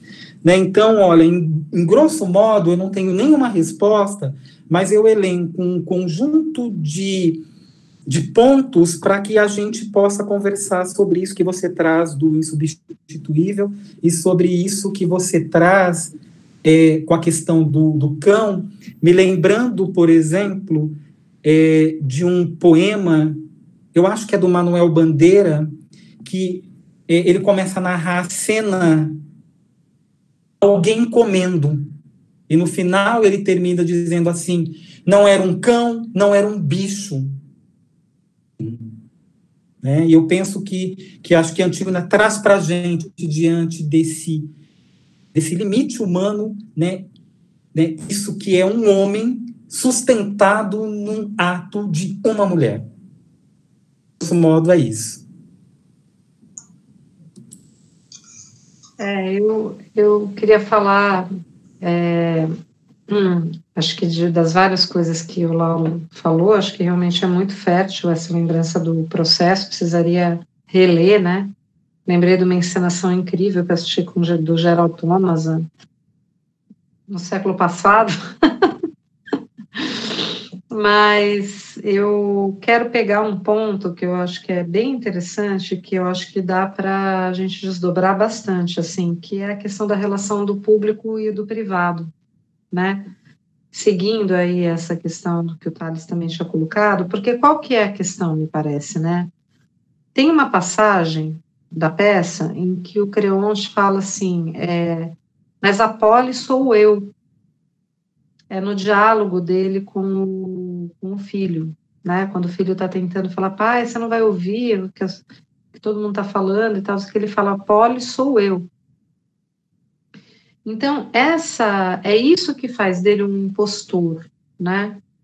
Quer dizer, é por isso que eu disse, quer dizer, ele se coloca como mestre da linguagem, né? Ele não se coloca como submetido ao discurso, né? Ele é o mestre, né? E aí eu acho que tem uma coisa muito, muito importante mesmo da gente levar em conta, que é essa inversão que acontece entre o público e o privado, que, aliás, o Bolsonaro ele é mestre nisso, né? Vejam agora com a questão, por exemplo, das eleições americanas, o que ele faz. Ele diz, eu não vou reconhecer, né? Se o Trump não for o vencedor, eu não vou reconhecer. Então, veja, ele se arvora ao direito, não é uma questão de Estado, não é um Estado e outro Estado reconhecendo o presidente daquele Estado, né? Não, é a personificação, é a pessoa dele que decide se vai reconhecer ou não fulano ou beltrano, né? Ao seu bel prazer.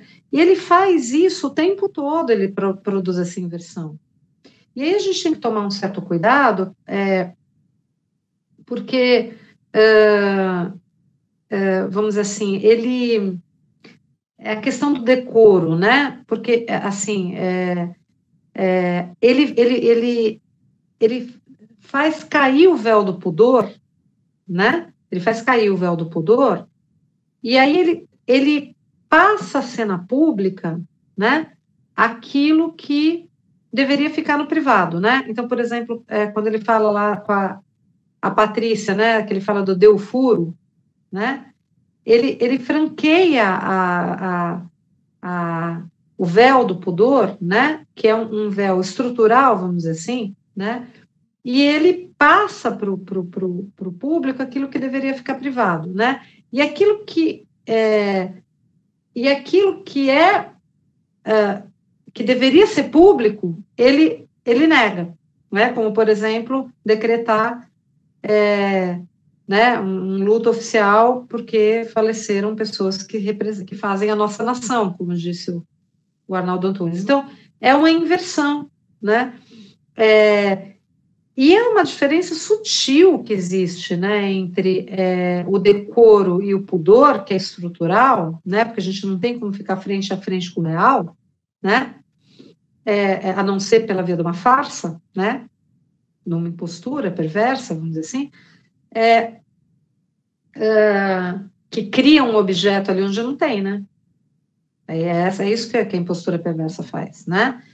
É muito sutil, mas tem uma diferença fundamental entre isso e cair num mutismo aflito, cair num não dito, cair numa vergonha, né? Numa vergonha moralista. Nós não podemos falar sobre isso, não se fala disso à mesa, não se, né? Não podemos publicar que fulano de tal morreu. Ai, né? Isso é uma coisa... Então, é muito sutil a diferença, mas ela é estrutural, é fundamental essa diferença, né? Porque o decoro e o pudor não tem nada a ver com moralismo, nem com mutismo, nem com não dito, nem com interdições, nem com censura tampouco. Voltamos, né, Marcos, ao nosso debate lá do discurso do ódio. E por isso, é importante falar disso, porque por isso que a gente nomeou o seminário de Antígona nome impróprio, né? Porque tem a ver com impropério. Qual o limite do que se pode dizer em público? Né? Então, é muito interessante essa questão do público e do privado, porque parece que, né, à primeira vista, que a Antígona está falando em nome do privado, em nome da família dela, essa coisa aristocrática, é porque é sangue do meu sangue, é minha, né? Poderia alguém falar, é porque é sangue azul, né? Mas não é isso, por isso que é tão importante a gente fazer essa inversão, né? Ela vem a público falar disso porque justamente porque isso não diz respeito só a ela, né? Isso é da esfera pública, né? Não se lida com um homem morto como se lida com um cão, né? Enfim, eu acho que isso é outro capítulo mesmo, né, Marcos? A gente poderia ficar mais um ano. Mas eu acho que essa questão do público e do privado é um ponto essencial para essa reversão topológica aí que a gente, como psicanalista, pode fazer na leitura dessa oposição entre a moralidade subjetiva e a moralidade objetiva aí, que é a leitura mais tradicional hegeliana, né? Eu não acho, né, bem evidentemente, bem fundamentada junto com Lacan, que ela fala em nome do sangue do meu sangue, assim, sabe? Acho que não é isso, né? Eu acho que tem um ato que é um ato político mesmo. Não é uma coisa privada, não é em nome próprio. Né? É um nome impróprio. Então, eu gostaria de agradecer muito a participação de vocês. Vão ficar muitas questões, mas pelo avançado da hora a gente vai encerrar por aqui. No dia 10 de dezembro, às 2 horas, a gente vai transmitir também pelo canal do IEL o último encontro desse ano,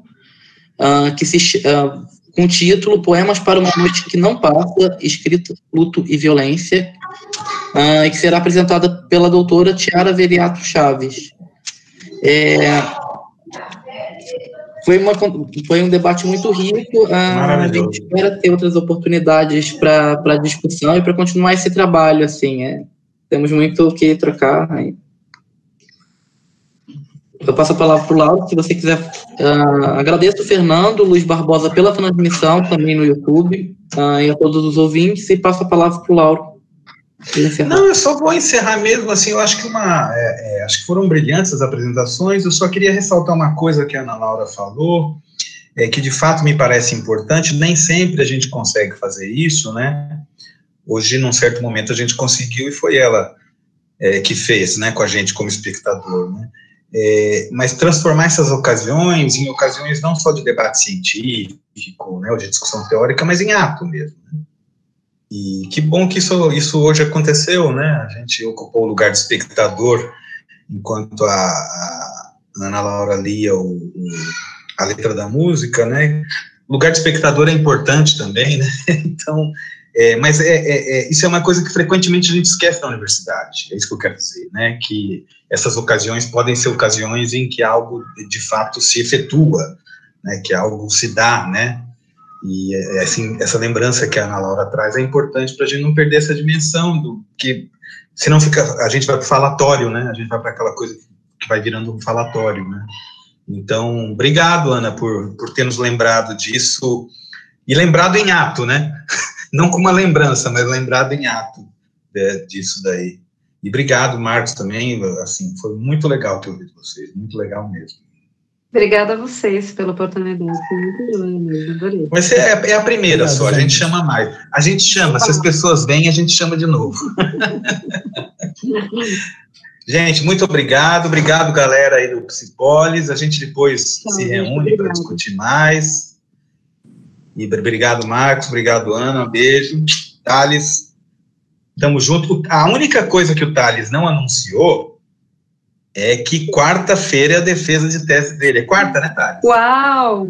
Boa sorte! Você podia falar, sim, Thales, o título, assim, a data, né? Na próxima quarta-feira, dia 11, vai ser a defesa da minha tese sobre a temática do luto. O título dela é Lágrimas Lacrimogênicas, uma subversão do luto e inventário de cicatrizes. Lá eu estudo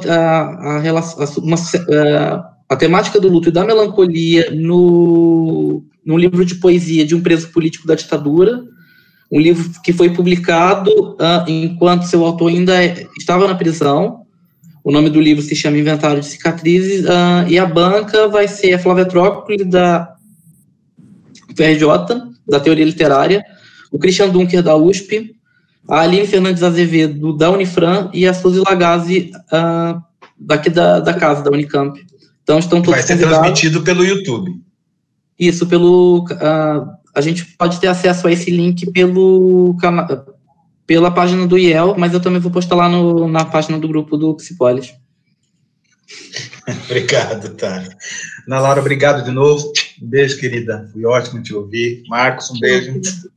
Galera, a gente se vê já. Tchau. Tchau. Fernando, obrigado. Tamo junto. Galera do YouTube, obrigado.